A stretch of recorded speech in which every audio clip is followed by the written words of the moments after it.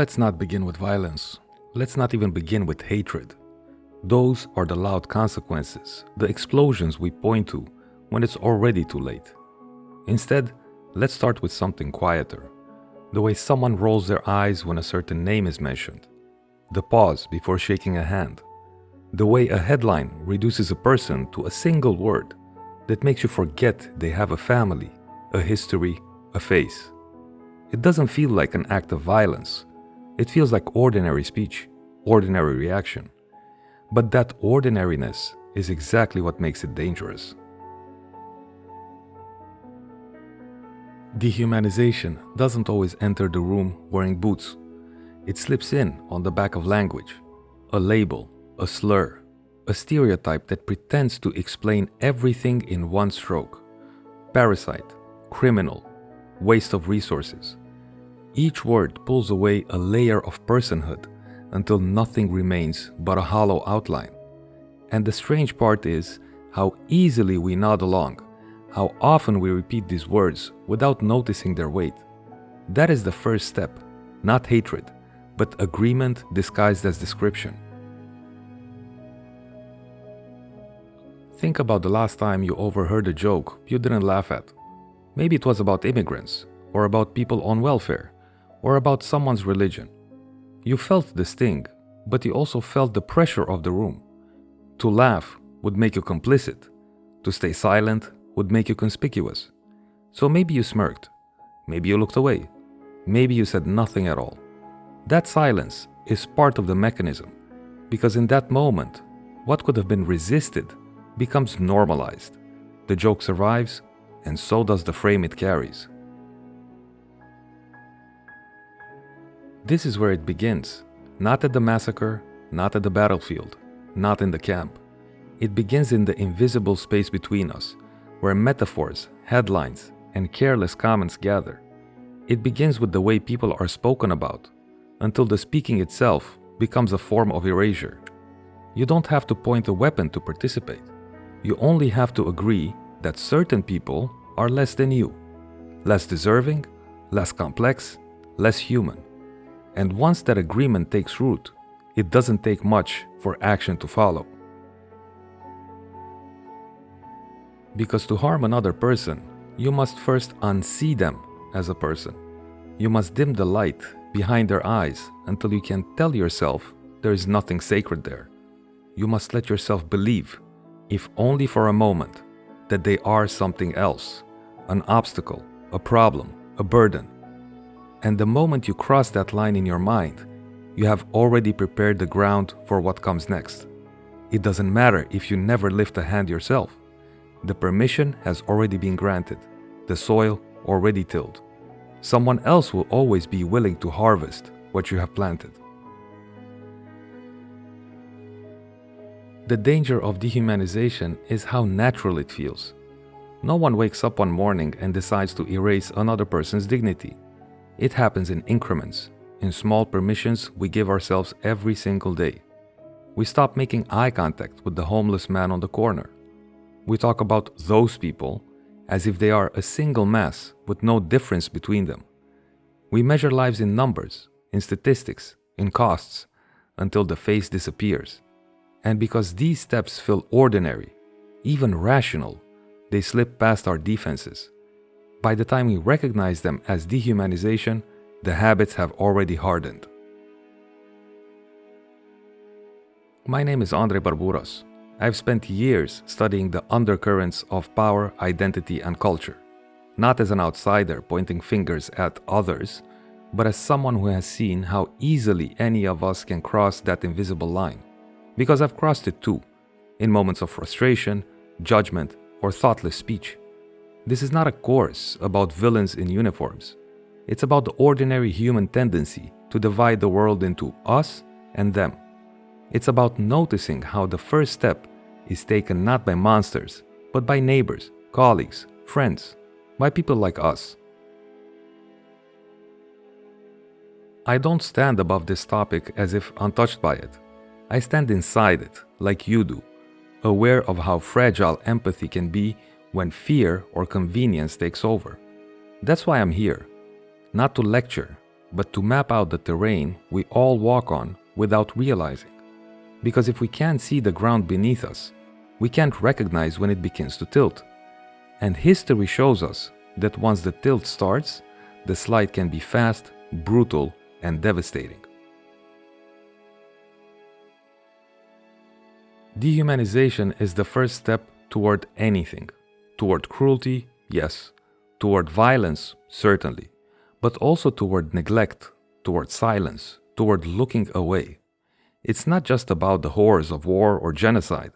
It's about the quieter decisions we make when we convince ourselves that someone else doesn't deserve our time, our care, or our concern. Every atrocity begins with that smaller dismissal. Every great harm grows from the seed of indifference. It rarely announces itself with trumpets. It doesn't arrive shouting in slogans or uniforms at first. It arrives disguised as practicality, as common sense, as the tired justification of that's just how the world works. And in that disguise, it is hardest to resist. Because who wants to argue against what everyone else seems to agree on? Who wants to be the one who disrupts the joke, the label, the easy categorization? History is filled with examples of where this path leads. But history also dulls the shock. We grow accustomed to the grainy black and white photos, the museum exhibits, the textbooks that present cruelty as something finished, sealed away. We trick ourselves into believing it happened then, to people over there. We forget that the same mechanics live here, now, in the words we speak and the systems we build. The past isn't past. It is rehearsal, waiting for the next performance. Because it is happening here, not in the exact same forms, but in echoes we can recognize if we pay attention, in the way migrants are reduced to statistics, in the way political opponents are framed as existential threats rather than fellow citizens, in the way strangers online are stripped of complexity and turned into caricatures. Every society builds its ladder of who matters more and who matters less. The only difference is where we place ourselves on the rungs. The ladder itself, though, is always shifting. One decade, it is religion. Another decade, it is race. Another, it is ideology, nationality, class. The categories change, but the logic does not. Some people are worth more than others. And the higher we climb, the easier it becomes to press down on the shoulders beneath us. That pressure isn't only vertical, it ripples sideways, convincing us that if others suffer, it must be because they deserve it. But ladders are unstable things. They tilt when fear rises. They wobble when resources feel scarce. And then, when they tip too far, those who once stood on higher rungs suddenly find themselves scrambling to prove they still belong.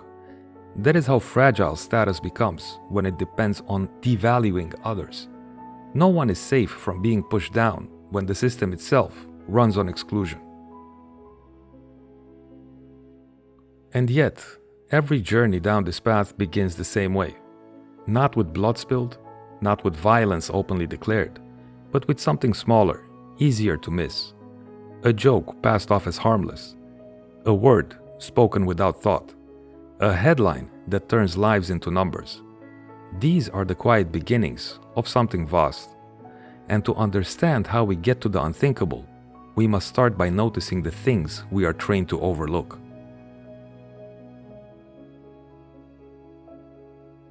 Think about how quickly we grow used to labels. At first, they feel like exaggerations. We wince a little when we hear them.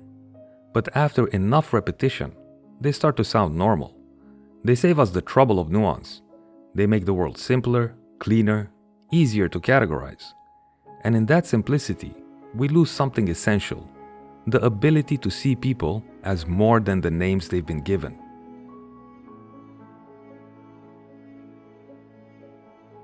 Once someone has been reduced to a label, their story becomes irrelevant.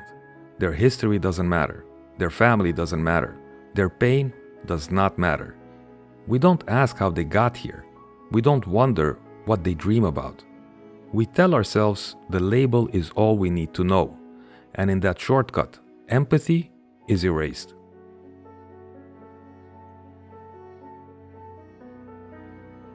Dehumanization is efficient. That's part of its appeal. It trims away complexity, leaving only caricature. It tells us who deserves protection and who doesn't, who deserves freedom and who can be controlled, who deserves life and who can be sacrificed. It is the ruthless logic of division, dressed up as clarity. And yet, it never begins with clarity. It begins with a joke, with a shrug, with a metaphor repeated often enough that it becomes common sense. It doesn't feel like the beginning of anything significant. That's why it works. Because if we recognize the first step as the first step, we might refuse to take it. Consider how language travels. One politician uses a phrase. It spreads to talk shows, then to headlines, then to casual conversations at dinner tables. Soon, the phrase feels natural, almost inevitable. But each repetition sharpens it, until the words cut deeper than we realize. By the time we notice, it has already shaped how thousands of people see the world. We like to believe we are immune to this, that we're too thoughtful, too independent, too compassionate to be fooled by dehumanizing language. But the truth is, none of us are beyond its reach. It works because it appeals to something inside us, the need for certainty, the desire for belonging, the relief of not having to wrestle with complexity. It offers an easy answer, and in hard times, easy answers are seductive. The problem is that easy answers don't stay small. They scale, they replicate. What begins as one comment becomes policy. What begins as policy becomes practice. What begins as practice becomes culture. And once culture has absorbed it, resistance feels almost impossible. That is the hidden danger of the first step. It doesn't feel like a step at all. It feels like standing still, like going along with the flow, like doing nothing. But doing nothing is itself a choice. And when enough people make that choice, the silence becomes permission. Silence doesn't mean neutrality. It means agreement. It means consent to the narrative that others are less than human. It means giving power to the loudest voices in the room. And history has shown us, again and again, what those loudest voices are willing to do once they believe no one will stop them. But the story of dehumanization is not only about history. It is about us, here, now. It is about the names we use without thinking, the jokes we let pass, the headlines we don't question. Each one is small on its own, but together they form a climate, an atmosphere in which cruelty can actually breathe. And once that atmosphere thickens, it becomes the air everyone inhales. The scariest part is how normal it feels from the inside. People living through it rarely think, hey, we are dehumanizing others. They think we are protecting ourselves. They think we are being realistic. They think this is just how things are. And it's only later, sometimes much later, that the consequences reveal themselves in full. If you study the moments before violence, you will always find the same seeds. Not just anger, not just fear, but language, the words that paved the way, the justifications rehearsed in public long before they were acted on in private, the steady erosion of empathy until the unthinkable becomes thinkable. This is why I call dehumanization the first step toward anything. It doesn't determine what will happen, but it makes almost anything possible. It opens the door to violence, yes, but also to exclusion, exploitation, neglect.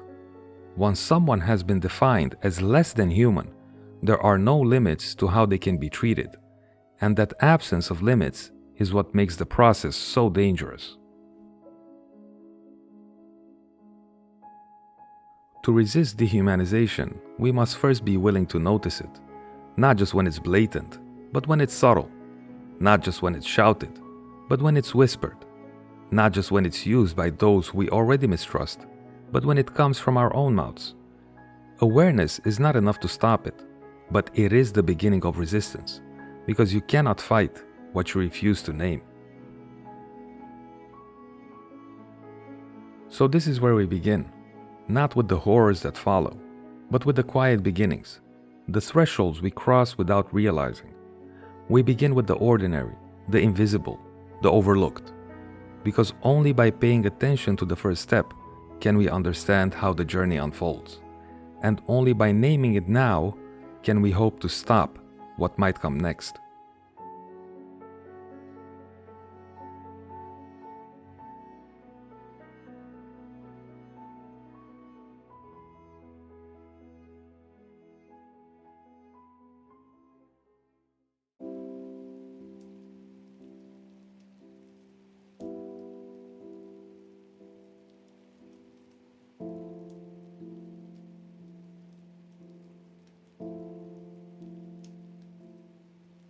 Words don't just describe reality, they create it. Every metaphor, every label, every repeated phrase leaves an imprint. They frame how we see others before we ever meet them. And when enough people share the same language, it becomes the lens through which an entire society decides who belongs and who doesn't. That's the power of words, not simply to reflect, but to reshape. When you call someone a rat, you invite extermination. When you call them a parasite, you invite cleansing. When you call them a disease, you invite a cure. Notice how each metaphor smuggles in an action, a script for what comes next. The language is not neutral. It carries violence inside it, tucked beneath the surface of the comparison. Think of how easy it is to say, "They're animals." It sounds simple, even childish, but animals can be caged, trained, beaten, slaughtered. No one holds a funeral for a cockroach, and that's the point. By changing the category of what someone is, you change the range of what can be done to them. This is why dehumanizing language spreads so quickly. It's efficient. It condenses fear, disgust, and justification into one single phrase. It removes the need for argument. You don't have to prove anything once the metaphor has done the work for you. It bypasses debate and lands directly in the gut.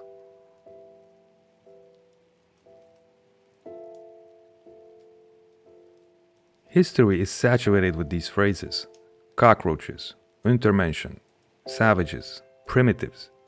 Each word cleared the path for brutality. Each word framed violence as necessary, even righteous.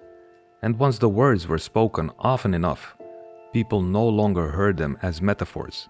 They heard them as truth. But this isn't just history. Listen closely to the present. Migrants described as floods or waves. Communities called infestations. Opponents painted as cancers that must be cut out. The metaphors may shift, but the logic remains the same. If they are less than human, then any response becomes acceptable.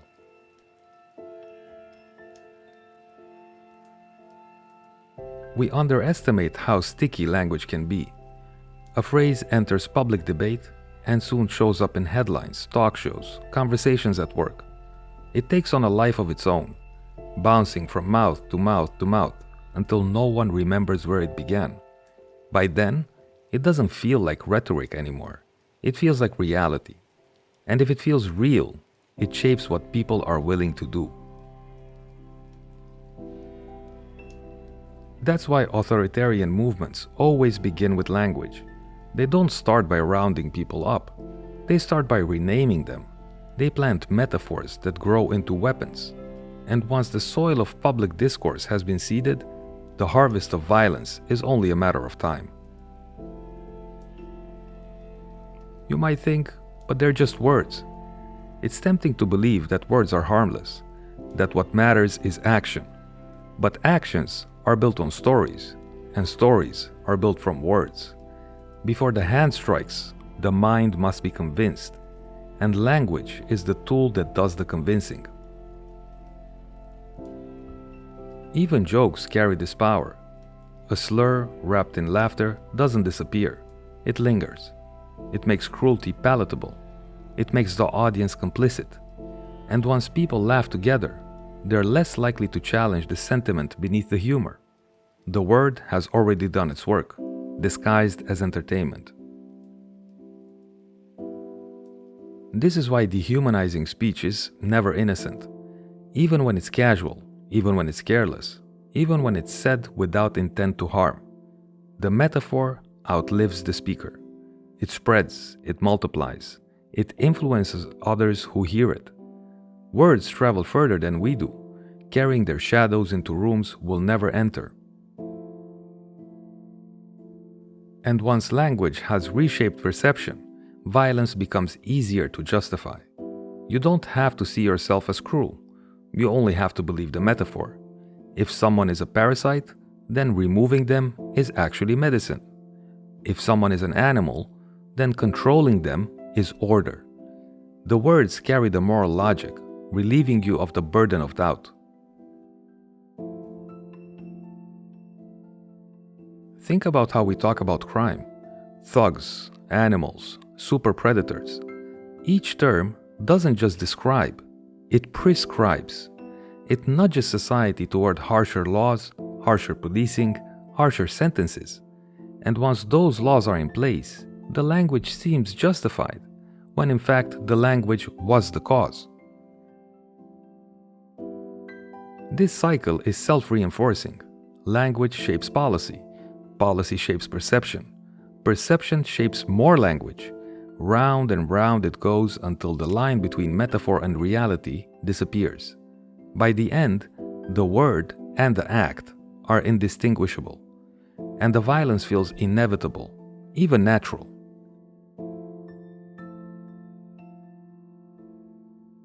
So when we say language is a weapon, we mean it literally.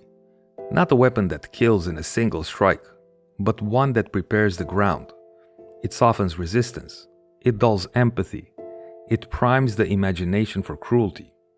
And once enough imaginations have been primed, action follows. Because violence doesn't start with a bullet. It starts with a word.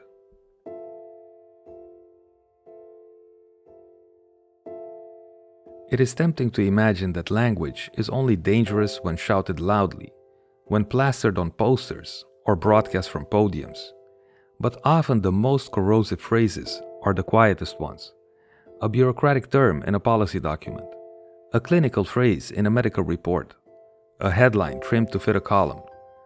Each one seems harmless in isolation, yet together they create a climate where cruelty feels like administration and exclusion feels like procedure. This is why words like collateral damage are so chilling. They erase the image of bodies, families, entire lives, and replace them with an abstract category. Suddenly, grief is measured in statistics. Responsibility is softened by euphemism. And those who cause the harm can tell themselves they never harmed anyone at all.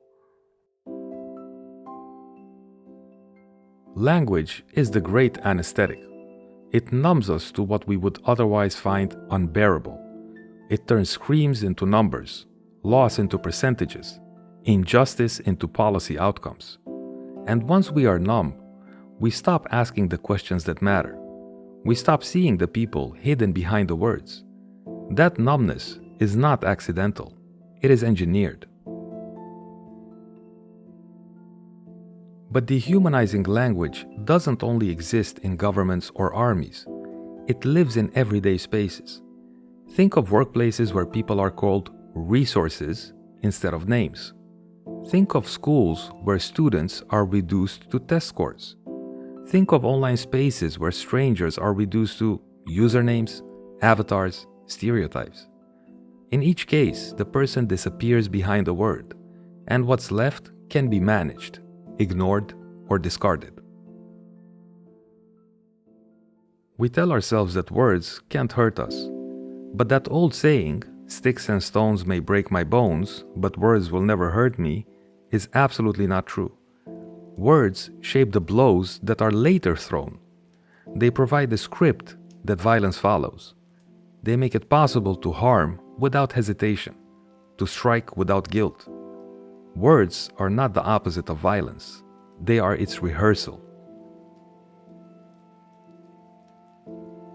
Once we understand this, we begin to hear differently. We notice how quickly metaphors spread, how eagerly they are repeated in times of crisis, how phrases like "enemy of the people" or "traitor" don't just name an opponent, but mark them as outside the circle of belonging. And once someone is outside the circle, what happens to them no longer feels like our concern. This is why propaganda always begins with words, not with tanks, not with prisons, but with a story that divides the world into pure and impure, us and them, human and less than. The weapons come later. The words prepare the battlefield. But here's the unsettling truth. We all use language this way, even if not for violence. We talk about people as obstacles when they slow us down. We call someone toxic when we don't want to deal with their pain. We frame colleagues as dead weight when they're struggling. These phrases may not lead to war, but they still reduce a person to one single function, stripping away their complexity. Dehumanization is not only a political act, it is a personal habit. And habits spread. The way you describe someone influences the way others see them. Dismiss someone often enough, and they will be dismissed by others without question. Praise someone as brilliant, and their mistakes will be forgiven. Language doesn't just reflect reputation, it creates it. That's why controlling the story is often more powerful than controlling the action.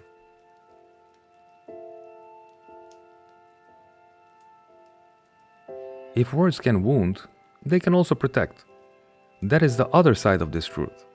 Calling someone by name restores their individuality. Telling their story restores their humanity. Describing their suffering in detail resists the flattening power of euphemism. Language can be a weapon, but it can also be a shield. It depends on how we choose to use it. This is where responsibility begins. We cannot control every headline or every speech, but we can control our own tongues. We can decide whether to pass along the joke, whether to repeat the stereotype, whether to let the euphemism stand unchallenged. Each choice is small, but small choices accumulate. They either build walls between us or tear them down.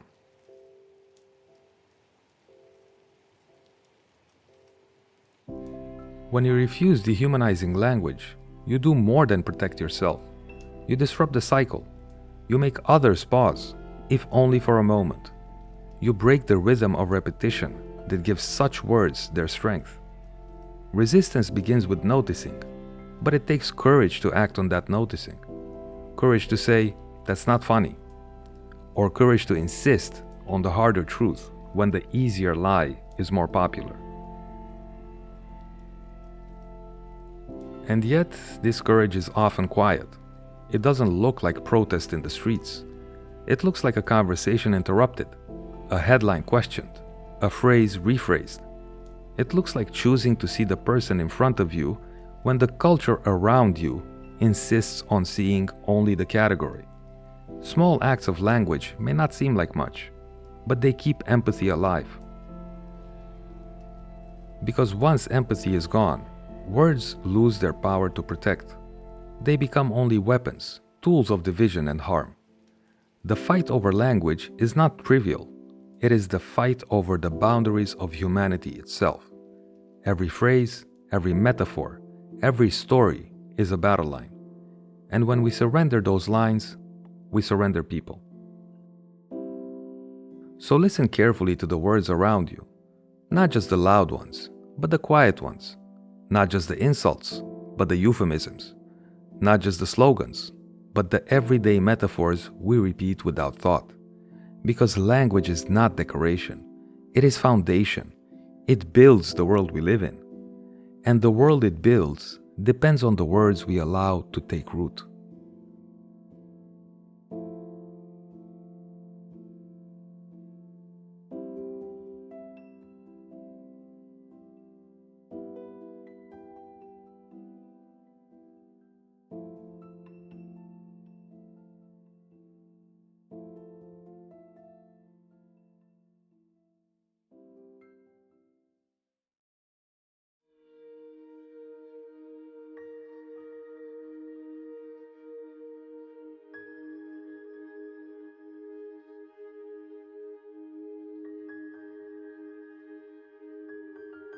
Dehumanization is not only carried by words, it is carried by systems, by the structures we build to organize, measure, and control human life.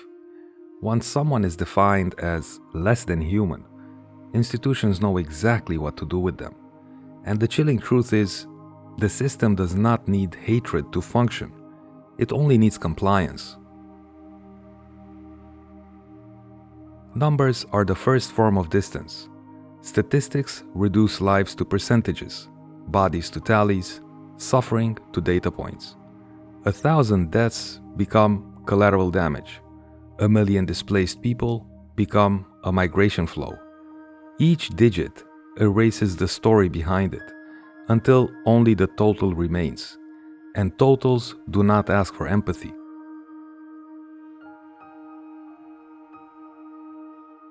Bureaucracy is the second form of distance. The file, the form, the case number, all designed to simplify complexity. But in the process, they strip people of their faces. The clerk stamping a document never meets the person who will be denied entry. The administrator calculating budgets never sees the families who will go hungry.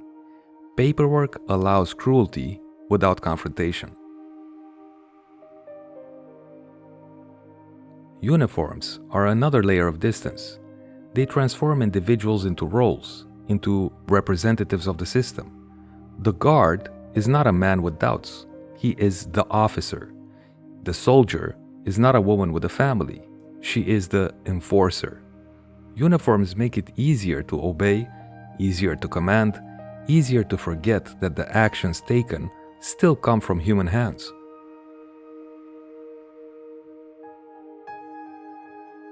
Technology magnifies this distance.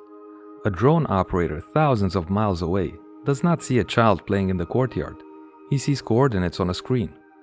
A social media moderator does not see grief in a photograph. She sees violating content flagged for removal. Interfaces flatten the world until all that remains are targets and tasks. The machine becomes a filter, absorbing the human weight of every decision.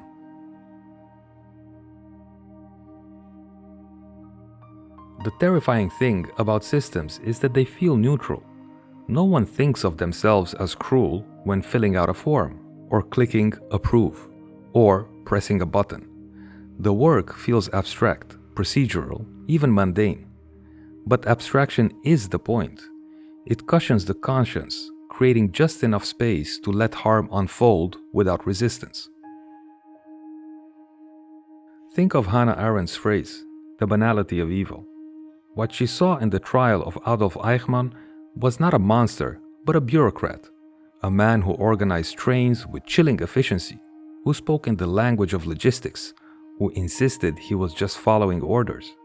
Evil, she argued, does not always roar. Often, it files paperwork. Distance doesn't only protect perpetrators, it also numbs bystanders. When cruelty is described in abstract terms, as in when it becomes a chart, a policy, a number, we feel less urgency to act. We read of suffering as if it were weather, something unfortunate but outside our control. Systems teach us to accept the unacceptable by making it sound inevitable. Even compassion can be corralled by systems. Charity campaigns use statistics to mobilize sympathy, but in doing so, They risk turning people into cases rather than individuals. Feed one child for $1 a day. The face is there, but it becomes interchangeable with thousands of others. The appeal works, but it also reinforces the idea that a life can be measured in units. We rarely question the language of systems because it sounds professional. Resource allocation, efficiency, security measures.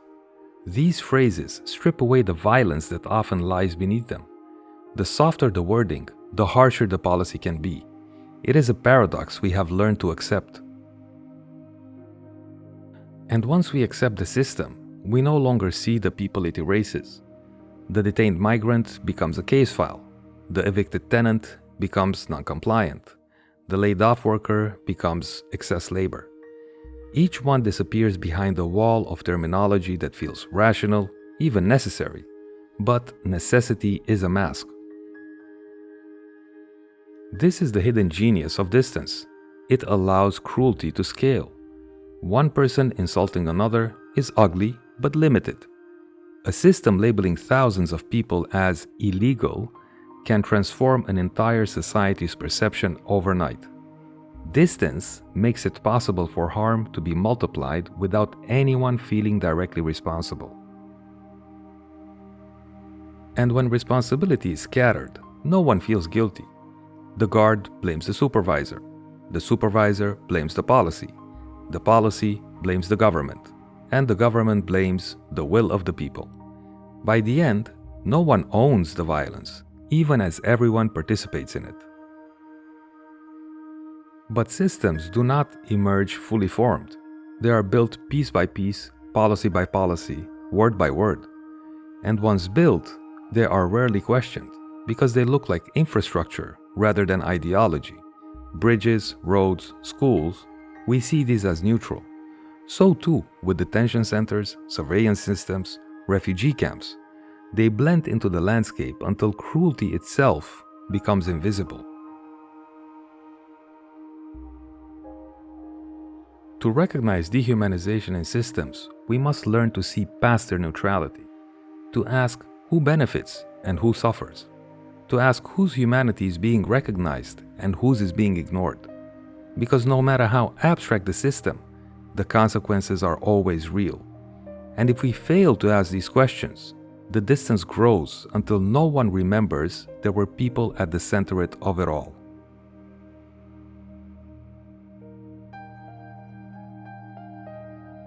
Consider how language inside systems acts like camouflage. A military strike is recorded as a surgical operation. Mass surveillance is reframed as data collection. Job cuts are explained as streamlining. These words dull the edges, making the intolerable appear routine. And once routine takes over, resistance feels like disruption rather than necessity. Even the architecture of systems contributes to distance. Tall fences, locked doors, endless corridors. Spaces designed not just to contain, but to conceal. When people are out of sight, they are easier to forget. And forgetting is the first step to allowing harm to continue unchallenged. The design of the system becomes part of the dehumanization.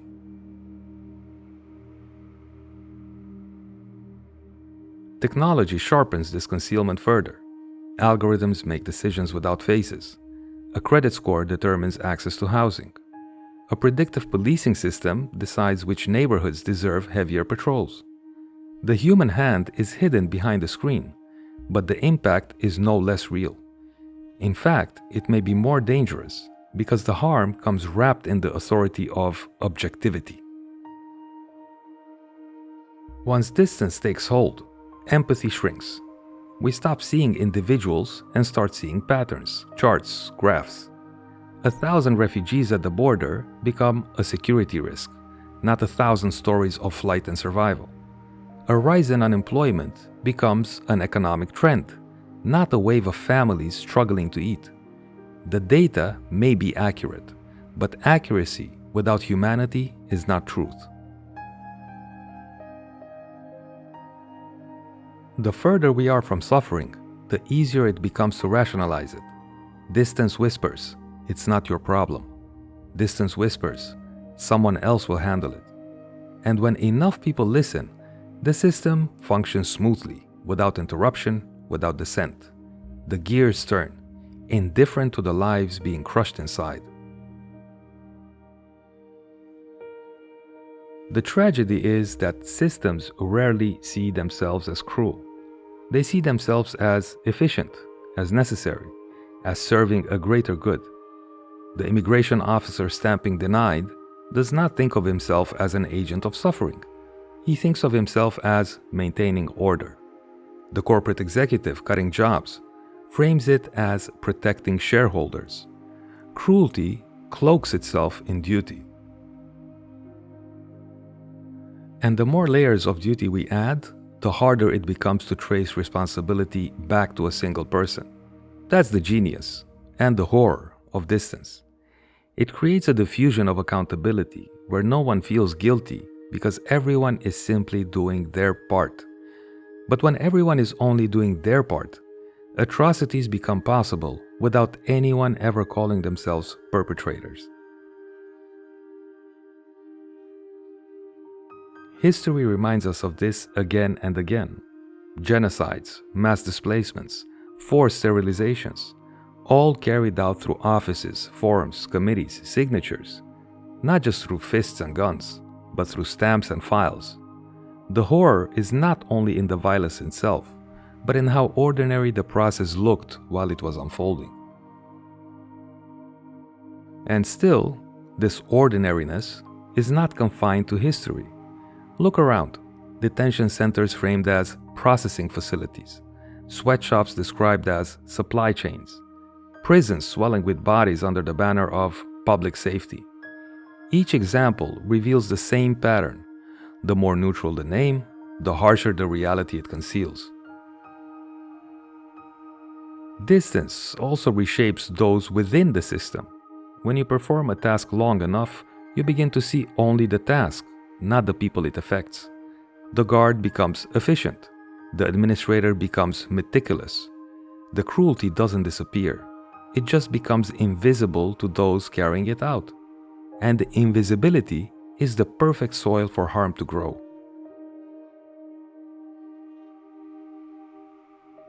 This is why cruelty often looks so calm. Why atrocities can be carried out by people who go home, kiss their children, water their gardens.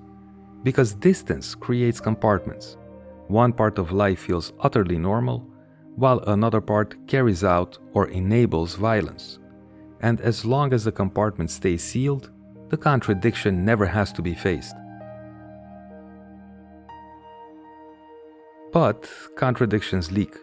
The system may offer distance, but it cannot erase the humanity of those inside it forever. Whistleblowers, resistors, those who refuse to sign or stamp. These are the cracks where conscience breaks through. They remind us that distance is a design, not a destiny, and designs can be disrupted.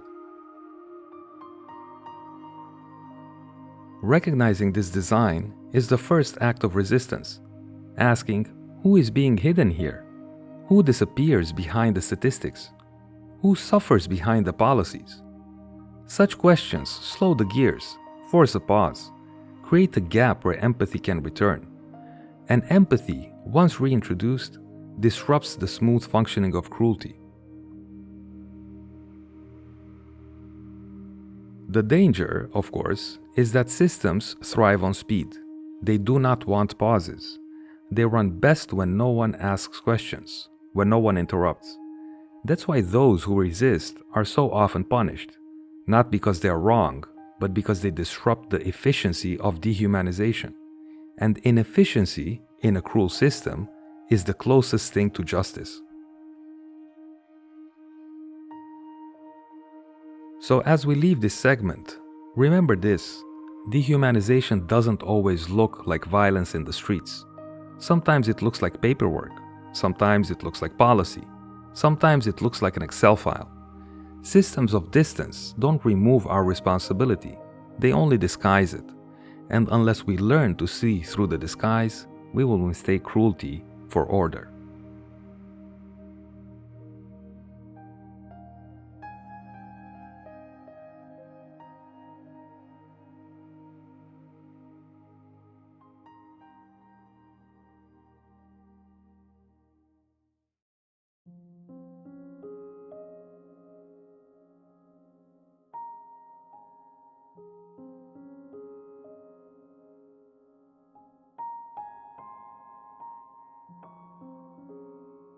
Once someone has been stripped of their humanity, almost anything can be done to them. That is the terrifying simplicity of dehumanization.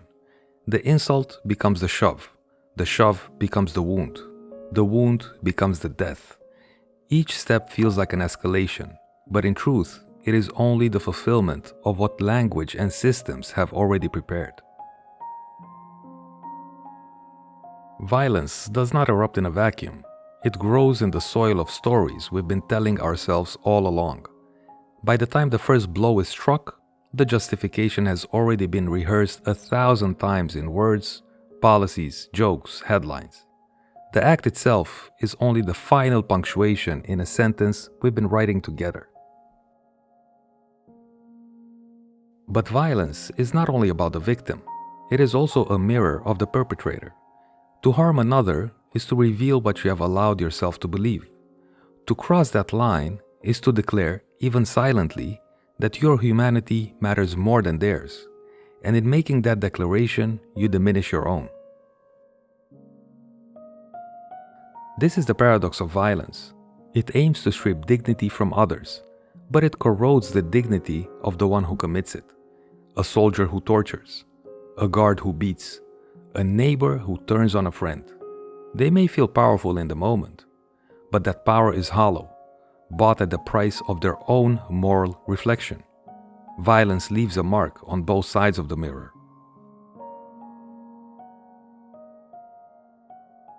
History remembers this, even when individuals try to forget.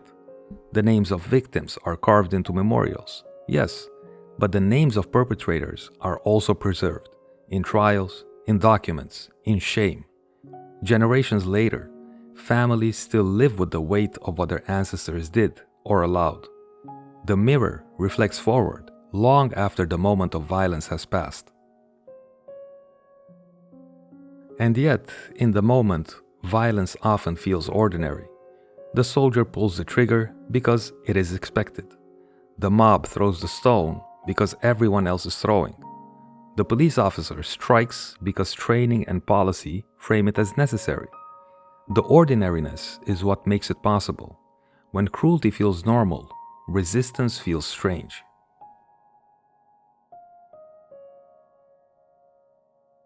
This ordinariness is why we must pay attention to the mirror, because violence does not only reflect intention, it reflects permission. It shows what a culture has allowed, what a society has encouraged, what individuals believe they can get away with. The mirror tells us less about the act itself than about the environment that made it possible.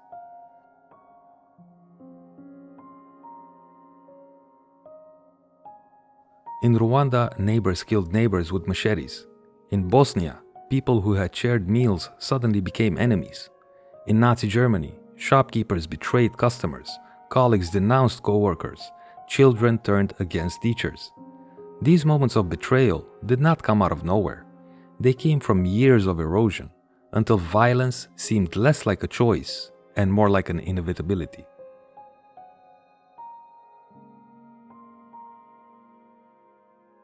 What makes violence possible is not only hatred, but imagination. An imagination corrupted by dehumanization. If someone is no longer fully human in your mind, then the violence you commit against them feels less like harm and more like justice, less like cruelty and more like necessity. That shift in imagination is the most dangerous weapon of all. And once violence is committed, it is rarely contained. It spills outward, gathering momentum. A single killing becomes a massacre. A single act of torture becomes a campaign. Violence has a way of legitimizing itself. The more it happens, the easier it becomes to continue. The mirror multiplies the image until the whole society is implicated. But here is the most haunting truth. Violence does not require monsters. It requires ordinary people. People who laugh, people who love, who believe themselves decent. People who would never imagine themselves capable of cruelty until the conditions align, until the system nudges, or until the language justifies. The mirror shows us not strangers, but ourselves. This is why denial is so common after violence. Perpetrators insist, "I was just following orders," or "I didn't have a choice," or "I was protecting my family." Each excuse is an attempt to shatter the mirror, to avoid facing the reflection. But no matter how often the excuses are repeated, the image remains.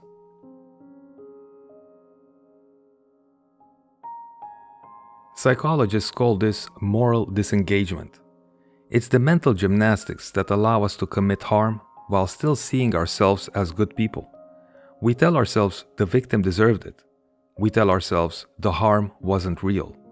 We tell ourselves we were powerless. But disengagement does not erase the reality. It only hides it from our own conscience. The mirror, however, does not hide. It reveals. Even if we avert our eyes, the truth is there. What we choose to do to others shows who we are. Violence exposes the limits of our empathy, the boundaries of our moral imagination. It is not just an act against them. It is a portrait of us.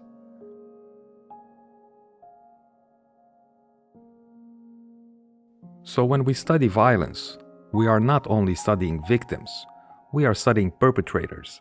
We are studying cultures that permitted the cruelty, institutions that enabled it, bystanders who looked away. And if the reflection makes us uncomfortable, that is the point. Because to see violence clearly is to admit that the capacity for it is never far from any of us.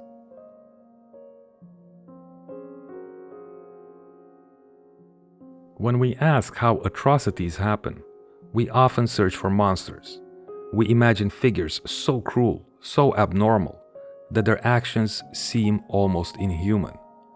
But the harder question is not about the monsters, it is about the neighbors.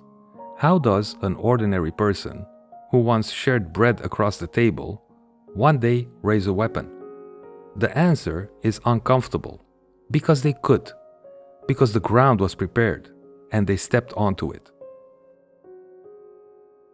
Violence rarely begins with conviction. It begins with hesitation, then permission, then momentum. The first strike is the hardest. The second comes easier. By the third, it feels like habit. And once habit takes over, cruelty no longer feels like a decision. It feels like routine.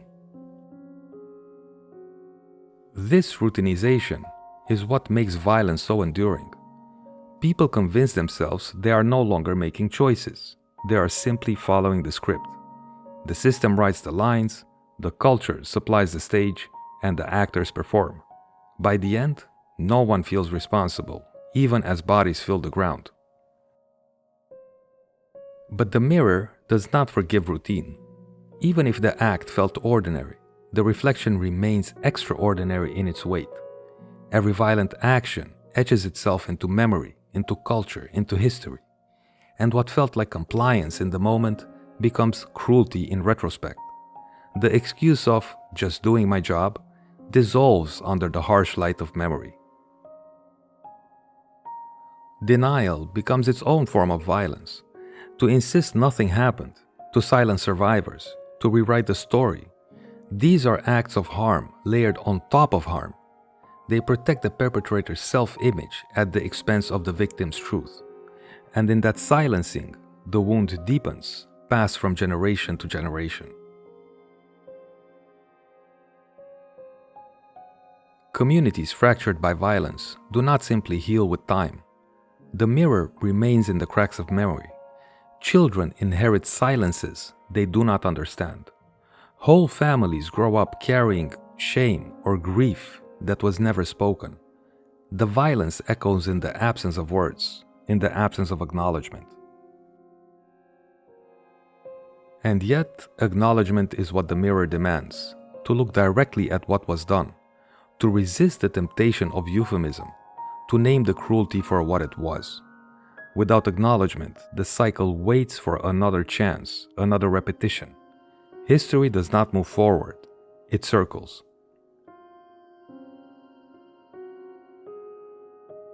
What we see in the mirror of violence is not only the act itself, but the capacity behind it.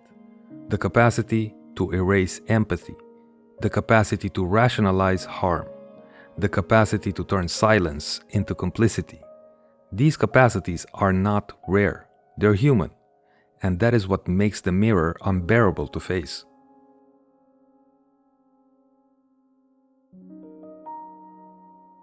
But unbearable or not, the mirror is always there. Every society that commits violence eventually confronts its reflection, sometimes through tribunals, sometimes through truth commissions, sometimes through art or literature. The confrontation is never easy, but it is necessary, because without reflection, there is no chance of repair.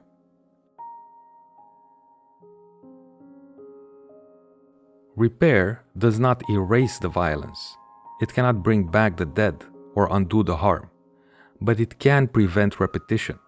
It can break the cycle of denial.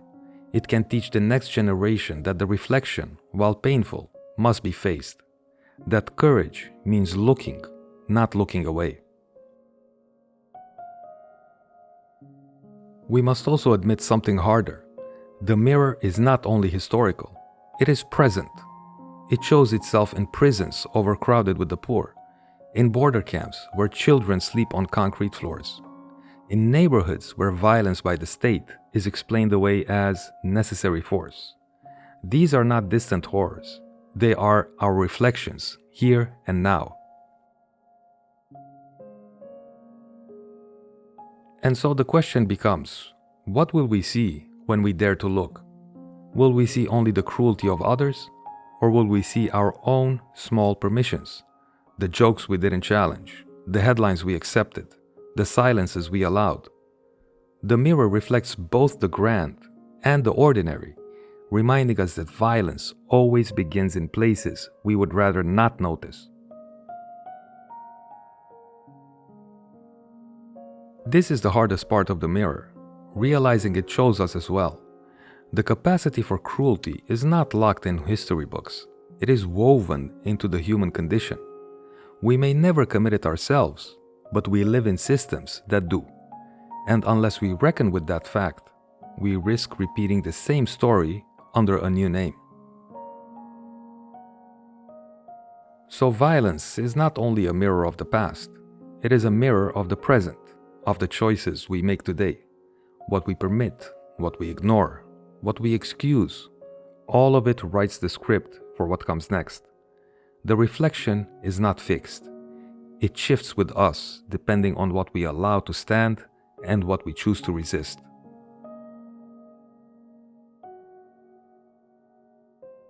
As this segment closes, hold on to this truth. Violence is never only about them. It is also about us. It reveals the depth of our empathy, the boundaries of our imagination, the honesty of our reflection. And if we do not dare to face what the mirror shows, we risk walking into the same future that so many before us have already rehearsed in blood.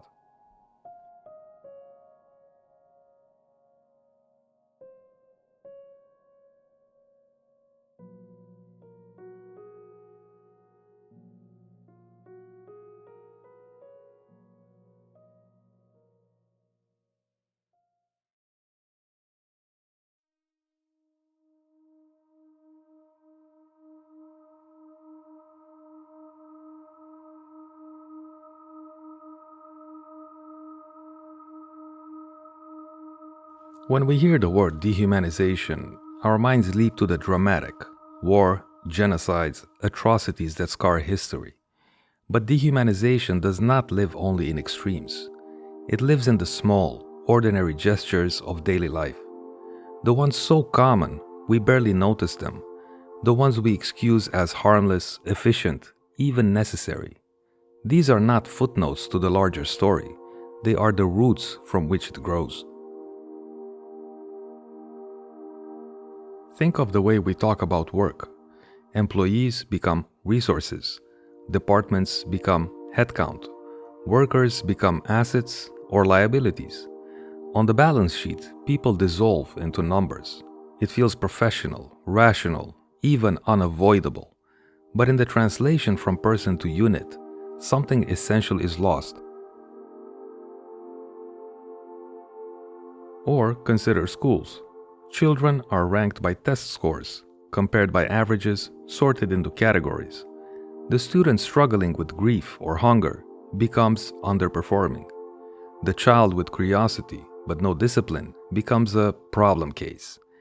When education reduces students to results, it risks forgetting the person behind the grade. And when enough forget, the system no longer teaches, it sorts. Healthcare too can slip into this logic. The patient becomes a bed, the mother becomes a case, the elderly man with no visitors becomes a discharge to be arranged. Medical staff may not intend cruelty. Often, they're overwhelmed, exhausted, bound by procedure. But the language still reshapes the patient into a task to be managed rather than a person to be cared for. On the streets, we do it without thinking. The homeless man becomes a nuisance. The woman asking for help becomes a scammer. The stranger walking too slowly becomes an obstacle. In each case, we reduce the whole of a person's life into a single inconvenience to our own. And by doing so, we deny ourselves the chance to see them as fully human. The digital world accelerates this process. Online, people are avatars, usernames, profile pictures. We scroll past their pain, laugh at their missteps, rage at their opinions. Anonymity makes it easier to reduce others to caricatures.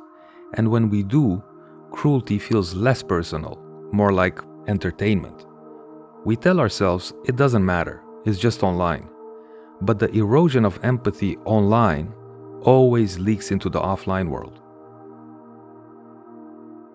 Even language we use casually carries this weight. We call people idiots, losers, worthless. We speak of entire groups as lazy, dangerous, backward. These words may not feel violent in the moment, but they accumulate. Each one chips away at dignity. Each one rehearses the logic that makes larger harms possible. Everyday dehumanization thrives in impatience. The customer snaps at the cashier who moves too slowly. The driver curses the cyclist who wobbles into their lane. The boss ignores the anxiety of the employee, demanding productivity above all. These moments are not acts of hatred. They are acts of forgetting that the person in front of us has a whole life beyond the sliver we see.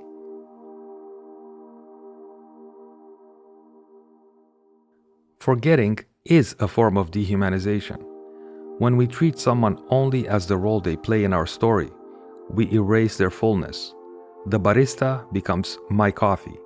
The delivery driver becomes my package. The nurse becomes my service. Their identities collapse into the function they perform for us. And once someone is only a function, empathy is optional. Notice how often efficiency is the justification. We don't have time to see the cashier as a person. We just need our groceries bagged. We don't have time to learn the story of the refugee. We just need the border managed.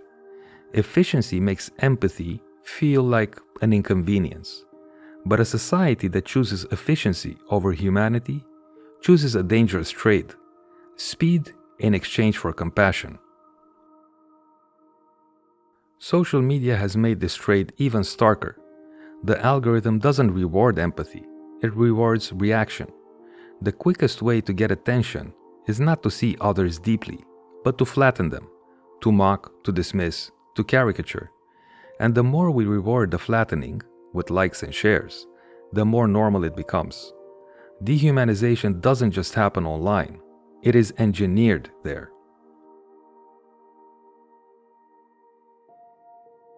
Yet, everyday dehumanization rarely feels malicious. That is why it is so dangerous. When we think of cruelty, we expect malice. But most cruelty comes from neglect, impatience, or distraction. From people too busy to care, too tired to notice, too accustomed to reducing others into roles. We don't mean harm, but harm doesn't require intention. These small acts matter because they build culture. A workplace that ignores the voices of its employees becomes a culture of silence. A school that reduces students to scores becomes a culture of sorting. A society that treats refugees as numbers becomes a culture of exclusion. The habits of everyday life don't just mirror the larger structures, they create them. And once created, they are difficult to undo, because everyday dehumanization feels normal, challenging it feels disruptive. The person who insists on slowing down, on listening, on calling someone by name, they feel out of step. But without those small disruptions, the larger pattern continues unbroken. Silence protects it, interruption challenges it. So the question is not only how we resist atrocities, it is how we resist the smaller habits that make them imaginable in the first place. Because if we cannot protect humanity in the daily, ordinary, unremarkable moments, we will never be ready to protect it in the moments when everything is at stake. The front line of dehumanization is not always at the border or the battlefield. It is in the classroom, the office, the checkout line.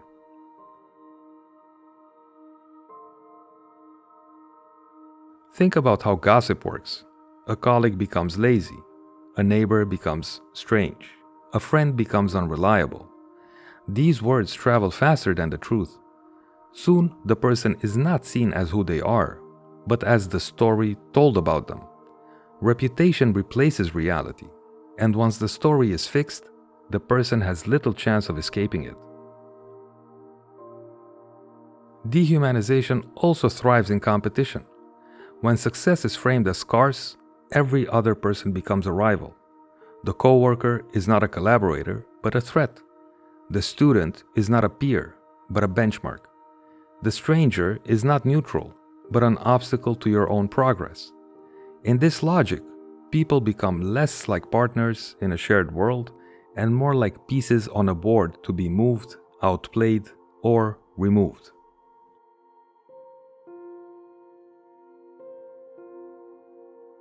Consumer culture amplifies this even further. We are trained to see ourselves as customers first, people second, and everyone we interact with becomes part of the transaction. The waiter is good if the service is fast, bad if it is slow. The store clerk is good if they smile, bad if they don't. The humanity of the other is collapsed into the value they deliver to us.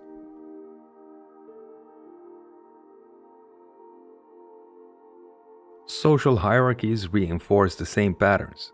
Race, class, gender, nationality all become shorthand for what is someone worth.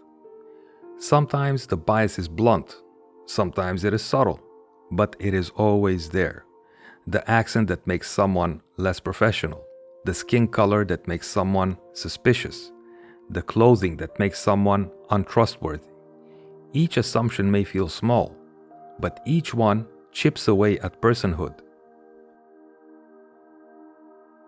Even in our closest relationships, dehumanization can creep in. When we treat partners as support systems rather than people with needs of their own. When we expect children to perform rather than to grow. When we dismiss parents as burdens rather than recognize their fragility. Love does not protect us from dehumanization unless it is conscious, deliberate, and practiced. Notice how rarely we pause to ask, what story am I telling about this person in front of me? Do I see them as an obstacle, a tool, a role? Or do I see them as someone as complex as myself? The answer changes how we act, because the way we imagine others is the blueprint for how we treat them.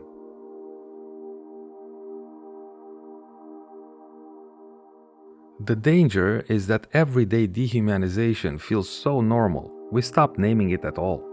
We call it business, we call it competition, we call it policy, we call it standards. The more neutral the label, the less we notice the harm beneath it. And unnoticed harm is harm allowed to spread. This normalization is what links the ordinary to the extraordinary. No genocide begins with machetes, it begins with metaphors. No atrocity begins with soldiers, it begins with systems. The everyday patterns lay the foundation, making the extreme possible. The extraordinary is only the ordinary multiplied.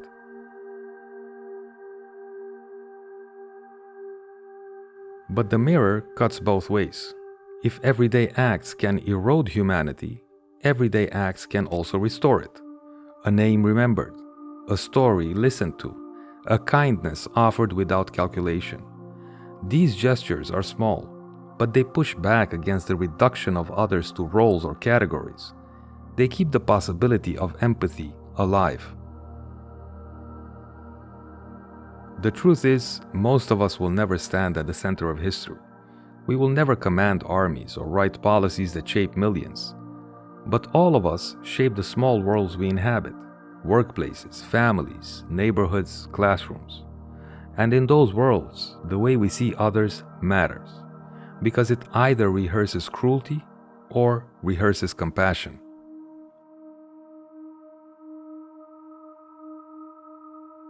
The line between those rehearsals is thinner than we think.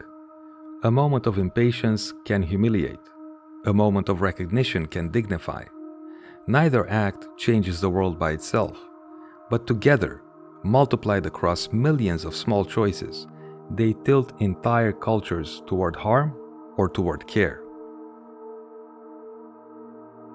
This is why dismissing small acts as just words or just habits is so dangerous. Nothing is just. Each action is a seed, and seeds grow into systems, into norms, into cultures. The smallest permission we grant to ourselves can one day return to us magnified. To see this clearly is uncomfortable because it means admitting our own participation, not in atrocities perhaps, but in the smaller erosions that make empathy optional. It is easier to point at villains in history than to notice how often we reduce others in our daily lives. But honesty requires us to face this truth, because only by facing it can we begin to change it. And change begins with attention, noticing when we flatten others into roles, noticing when we repeat words that reduce, noticing when we look away instead of looking closer. These moments of attention are where the work of rehumanization begins. The work does not start in the halls of power. It starts in the habits of perception. So as we leave this segment, remember, dehumanization is not only something history teaches us, it is something we practice, often without realizing. But if cruelty is rehearsed in the everyday, so is compassion. The small acts matter, because they are never just small. They are the rehearsal for what we allow tomorrow.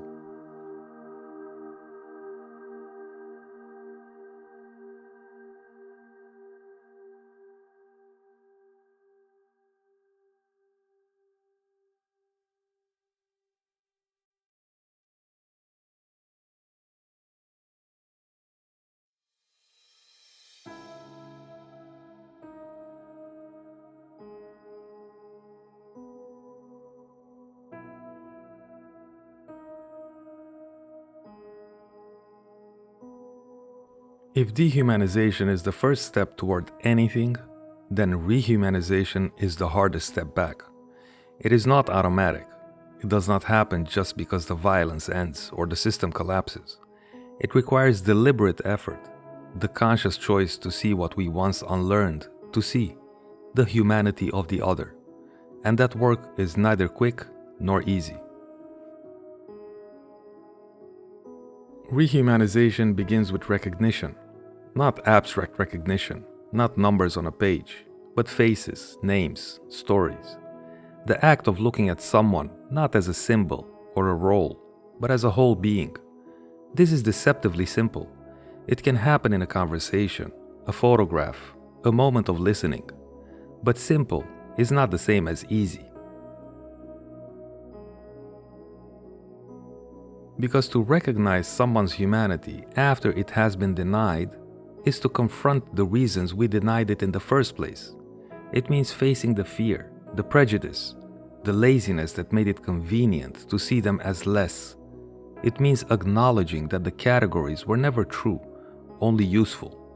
And once we admit that, we can no longer hide behind them. Rehumanization begins by tearing down our own excuses. History shows us examples of this. In South Africa, the Truth and Reconciliation Commission forced perpetrators and survivors into the same room. The act of telling and hearing stories did not erase the violence, but it restored recognition. In Rwanda, communities rebuilt by having neighbors face one another again, not as cockroaches, but as human beings.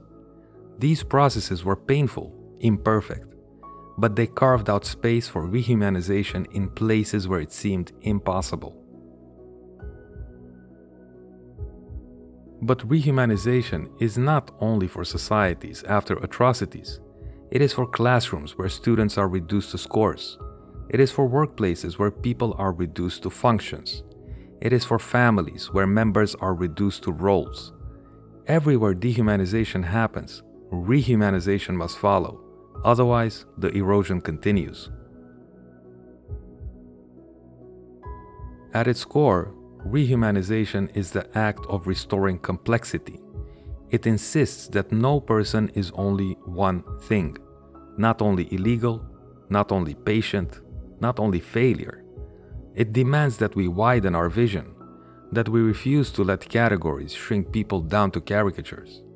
To rehumanize is to resist reduction. And sometimes, rehumanization is as small as language, calling someone by their name, asking a question instead of making an assumption, telling a story that gives depth instead of repeating a stereotype. The smallest shifts in words can open space for empathy to return. Language can wound, but it can also mend. Listening is another act of rehumanization. Not the kind of listening that waits for its turn to speak, but the kind that risks being changed by what it hears. Listening does not mean agreement. It means granting the other the dignity of being heard in their own voice, on their own terms. That act alone restores what dehumanization strips away, the sense that someone's story matters. But we must be honest. Rehumanization is slow. It does not offer the quick satisfaction of outrage. It requires patience, humility, and discomfort.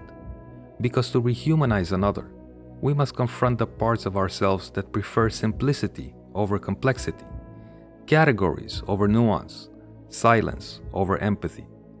It is as much inner work as it is outer work. The risk of rehumanization is vulnerability. To see the other as human is to admit that their suffering could be yours. It breaks the distance that keeps us safe. It forces us to feel, and feeling is heavy. But without that vulnerability, empathy never grows. And without empathy, cruelty always finds a way back. Rehumanization also means resisting the temptation of reversal.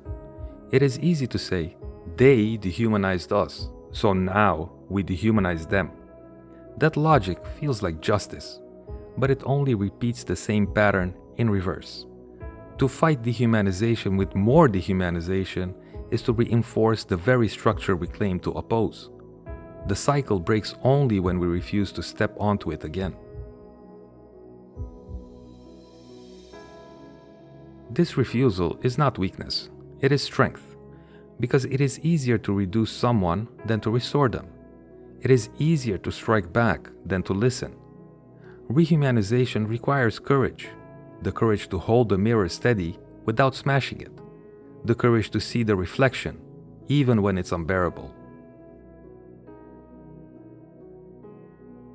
Sometimes rehumanization begins not with the other, but with ourselves. How often do we reduce ourselves to roles, to job titles, to failures, to the worst thing we've done? Dehumanization turns inward, teaching us to treat ourselves as tools or burdens. To rehumanize others, we must also rehumanize ourselves. We must remember that we, as well, are more than the categories assigned to us. Collective rehumanization begins in these small, personal shifts. The conversation slowed down to make space for a story. The workplace policy rewritten to recognize dignity instead of only efficiency. The community that chooses to welcome rather than exclude. These gestures are not grand, but they are seeds, and seeds, when tended, grow into culture.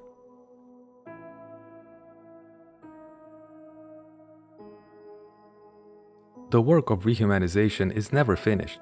It is not a box to be checked, not a problem to be solved once and for all. It is a daily practice, a discipline of perception and action.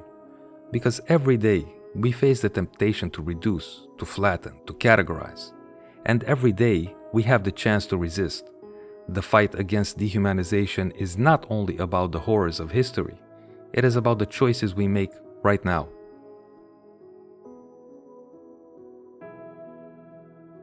Rehumanization also demands imagination. To see someone differently, we must imagine them outside the role we've assigned. The refugee is not only a migrant, but a musician, a parent, a friend. The prisoner is not only an offender, but someone with fears, regrets, and memories of joy. Imagination expands the frame, reminding us that no category captures the whole of a life. But imagination is not sentimental, it is radical. It refuses the simplifications that systems and slogans demand. It insists that people are irreducible, even when it is inconvenient, even when it complicates the story. Rehumanization is the courage to live in that complication, to accept that others are as messy, contradictory, and layered as we are ourselves. This courage is not evenly distributed. Some are asked to rehumanize while still carrying fresh wounds. Survivors, the marginalized, the excluded, they often carry the greatest burden. It is unjust to demand that they do the work alone. Rehumanization must be collective, carried by those with power as much as by those without it.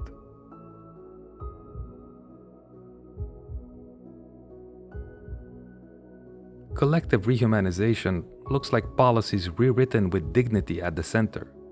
It looks like education that teaches complexity instead of caricature. It looks like leaders who resist the easy applause of division. It looks like communities that choose hospitality over suspicion. It is not perfect, but it is possible. And its possibility is the antidote to despair. Because despair is the ally of dehumanization. When we believe nothing can change, we stop trying. When we stop trying, cruelty grows unchecked. Hope is not naive, it is necessary. Not blind hope that everything will be fine, but grounded hope that change is possible when enough people refuse the logic of reduction. The challenge is that rehumanization is fragile. It can be undone by a single act of cruelty, a single phrase that cuts, a single policy that excludes.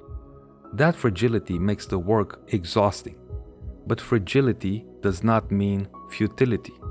It means the work must be tended constantly, like a flame that will die if left alone. We must also recognize that rehumanization is not symmetrical. Not everyone can reconcile. Not every wound can heal, and not every division can be bridged. To say otherwise is to risk trivializing suffering. But even when reconciliation is impossible, recognition is not. We can still refuse to erase. We can still resist the temptation to flatten.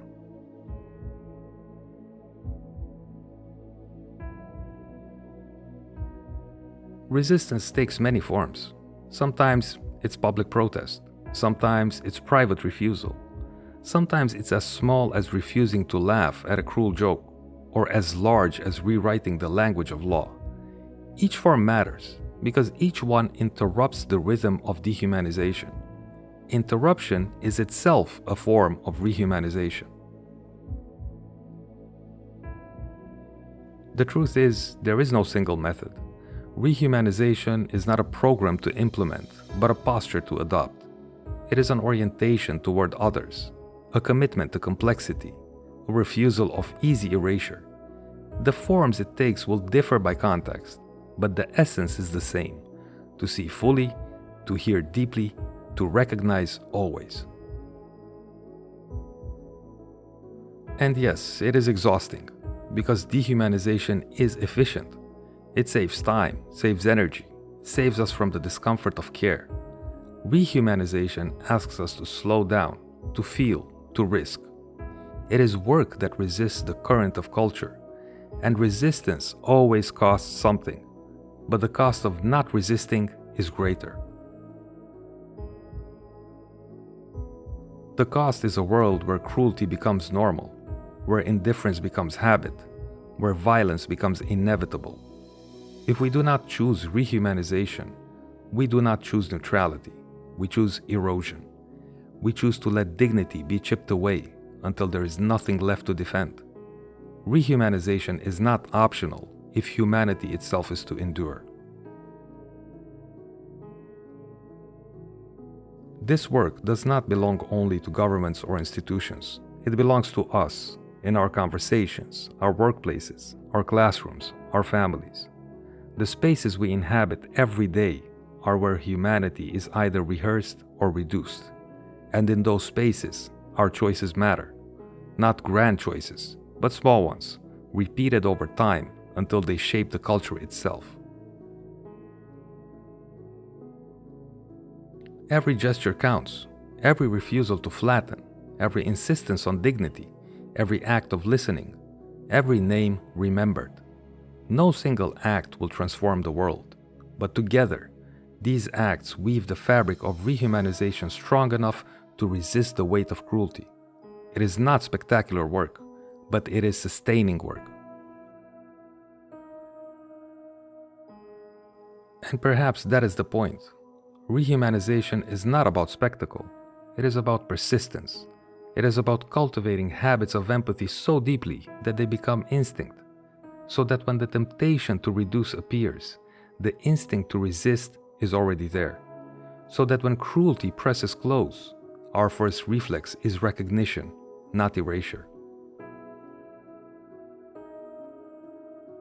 So as we close this segment, remember this: dehumanization is easy. It is efficient, seductive, everywhere. Rehumanization is harder. It is fragile, costly, inconvenient. But it is also the only way forward, because without it, history repeats itself. And with it, even in fragile forms, humanity has a chance to endure.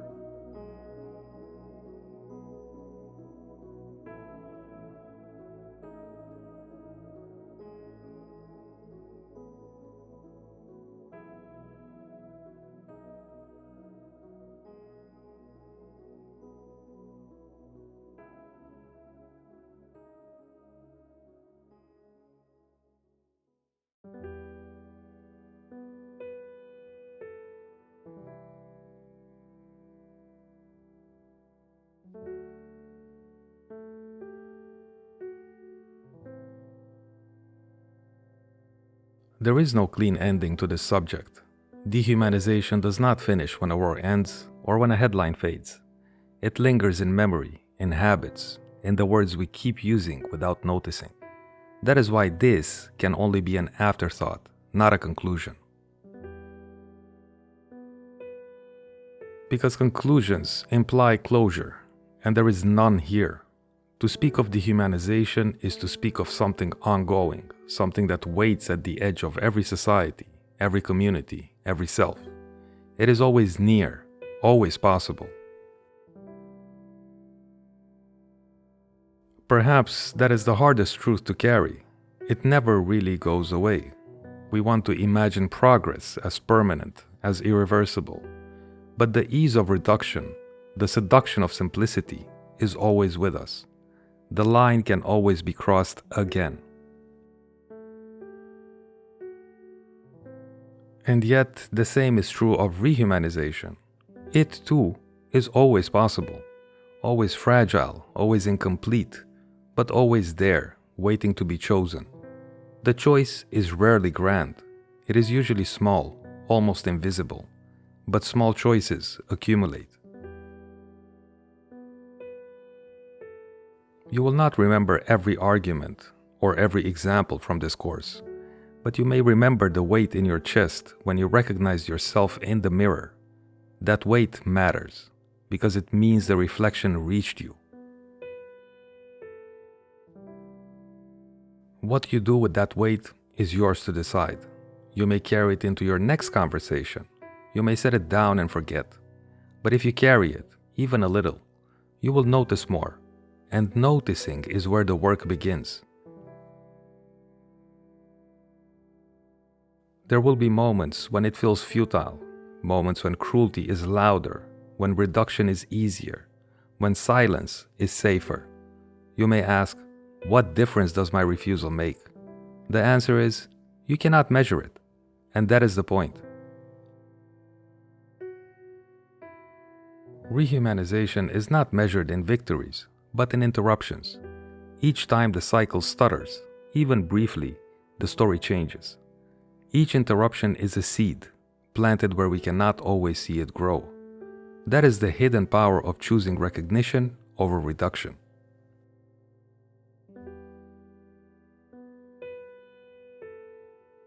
But do not mistake fragility for weakness. A flame is fragile, yet it can light 1,000 others. A seed is fragile, yet it can split concrete. Fragility is not the opposite of strength. It is the form strength takes in a hostile world.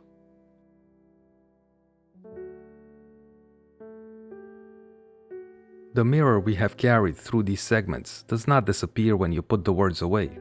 It stays. You will see it in the headlines you read, in the conversations you overhear, in the silences you keep. The reflection is not always comfortable. It isn't meant to be. This is not an invitation to guilt, but to responsibility. Guilt looks backward and gets stuck. Responsibility looks forward and asks, what now? The mirror is heavy, but it can also be a compass, pointing toward what must be protected. And what must be protected is simple, even if it is not easy.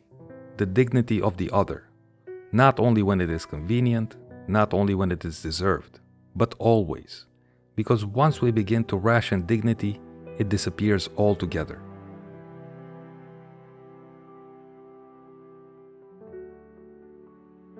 The fight against dehumanization is not a war you win once. It is a discipline you practice daily, a refusal that must be renewed over and over. Some days you will fail, but failure does not end the work. It only means you must begin again. So this is the afterthought.